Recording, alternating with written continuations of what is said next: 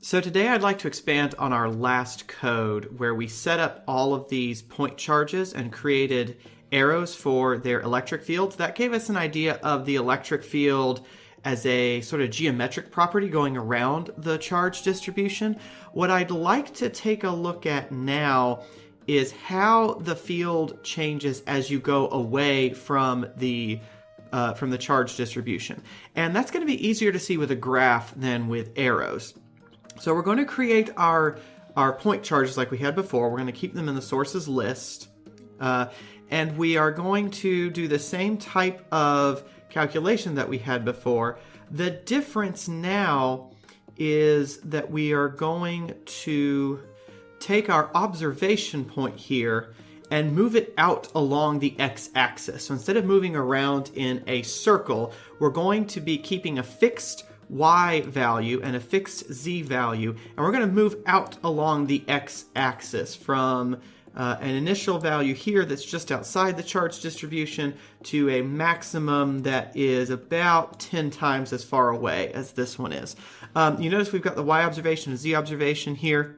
We're setting those up here to be the average value of y and z coordinates for each of the source charges, so that when we have our charge distribution over here to the left, this is the line of observation points is going to be centered wherever the charge distribution is centered. And then we have the same type of calculation we had before. We have our electric field vector. We are adding to it each of the electric fields produced by each of the point charges. We're even going to produce, we're still going to produce a set of arrows, but more importantly, we're going to create a graph here where we are plotting the x position and the magnitude of the electric field. So the x position here is taken as the distance from the center of the charge distribution. So you can think of this basically as r in a 1 over r squared, 1 over r cubed rule, and we're going to be taking a look at that on the graph. Now I want to remember, have I set up a log scale yet on the graph? I don't think I have. Okay, eventually. Okay. Oh yeah, I have. Okay, so we're going to set the graph to have a log scale. This is useful when you are working with power laws because it's easier to see what kind of behavior you have on a log scale, because this electric field is going to die off pretty sharply. And so we want to be able to take a look at multiple ranges of values. You'll see what I mean in a second. And yeah, we increment over the x, so we're looping over x here, and we're creating our graph. So let's start out with a single point charge. We know that for a single point charge, the electric field needs to go like 1 over the distance squared. So let's run this with Control 2. Okay, and you can see visually from here, our electric field always points away from the point charge because it's a positive charge, coded in red. And you can see that the electric field dies off pretty quickly. We have a strong electric field over here, but by the time we double the distance over here, the electric field is almost indistinguishable in terms of the arrow length. And so that's why the log scale is important, because it treats different ranges of values equally. So for example, if I look at the horizontal axis, when I go from 1 times 10 to the minus 8 to 2 times 10 to the minus 8, that's given the same distance on the graph as 2 times 10 to the minus 8 to 4 times 10 to the minus 8. So this is the distance it assigns when you double the value, same distance over here. Or if I go from 4 to 8 getting squished up here, the axis is, that's the same distance as going from 2 to 4 or 1 to 2. So it treats different orders of magnitude on the same scale. Same way up here, going from 0.2 to 0.4 is the same as going from 0.4 to 0.8. Every time you double, it's giving you the same distance on the graph. And so if you do a little bit of algebra, you can show that a power law is supposed to become a straight line on a log scale. And you look at this, and that's pretty much what we get here is a line. Now, if I take the slope of this line, I'm not going to bore you with that calculation. The slope of the line on a log graph is the power. And so this is obviously negative because it's going down and to the right. And if you take the slope of it, it's going to have a slope of -2. So this thing having a slope of -2 means that my power is -2. So this is obeying a 1 over r squared law. If I go back here and uncomment the next charge, remember this is our dipole. This is where we have two opposite charges. The opposite charge is over here. If I have two opposite charges on opposite sides of the charge distribution, then I get a dipole. Remember, the dipole had this very different look to it. Over on this point, it's pointing to the left. But then when I come over... Okay, yeah, on this side, it's always going to be pointing to the left, right? Because it's always going to be... is it always going to be pointing to the left? Yeah. From that point on, it's always going to be pointing to the left. And I'm only interested in the magnitude, so the fact that it's pointing left doesn't matter.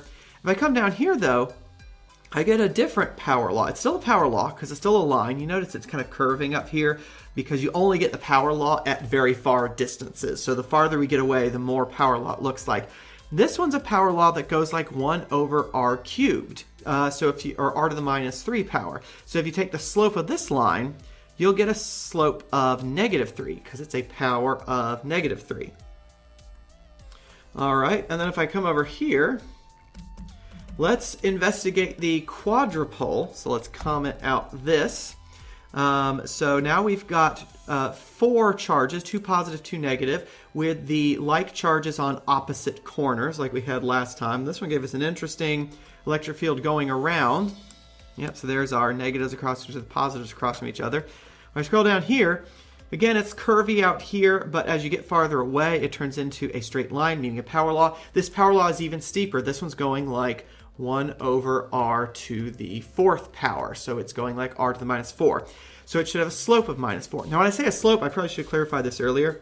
You literally have to take the physical slope, like measured in centimeters on this graph. You don't take these numbers to form a slope, or these numbers to form a slope, because those are nonlinear. What you do to get a slope off of this is, and I literally had to do this in grad school like every day, is print the thing out, measure pick 2 points, so like pick a point here and a point here, and you measure the vertical drop in centimeters, measure the horizontal move in centimeters, and that becomes your slope, is your rise in centimeters over your run in centimeters. That'll give you a slope of -4 in this case, right? 2, 3, 4. Yeah, I have to keep counting to make sure I'm keeping track of this. So this is pretty cool. We have demonstrated that as you get farther from any charge distribution like this of a finite number of charges, or discrete charges, I should probably say, you end up with a power law. Now we're about to see that not quite work out. I'm just going to give you a warning. When we try the octupole, right, we get our cube of charges. We have a little bit of an issue with the calculation. So here we have our octupole. Remember, we got this cool little pattern going around it last time. Well, now we've got an issue where the arrows don't look right. We have an issue with the calculation, and we see that down here with our result here, that basically what you're seeing here is calculation error, right? The electric field is not actually doing this. We're just having a problem with the calculation itself. We're hitting basically an arithmetic error, because if you look at the final result, I have it printing out the final field magnitude for reference, we're getting 9 times 10 to the -13. That is essentially 0. So we're basically adding and subtracting things that are essentially 0, because you've got a lot more fields that are canceling each other out here. I have not figured out a way yet to improve that calculation, because changing the step size for x is not going to make a difference, because the issue is happening inside each of the x obs values. So I'm going to continue to tinker with that, see if I can figure out a way to adjust things. So basically this thing is working out to the quadrupole, not the octupole, so we'll just re-comment that out.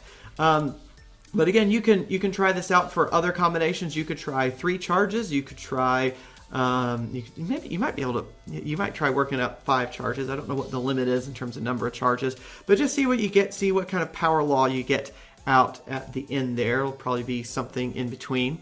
Next time we're going to take a look at what happens when we arrange these charges in a little bit more of a geometric pattern. So we're going to try a line of charge and then work our way up to a sheet of charge and a shell of charge. So thank you so much for watching. I will see you next time. Bye-bye.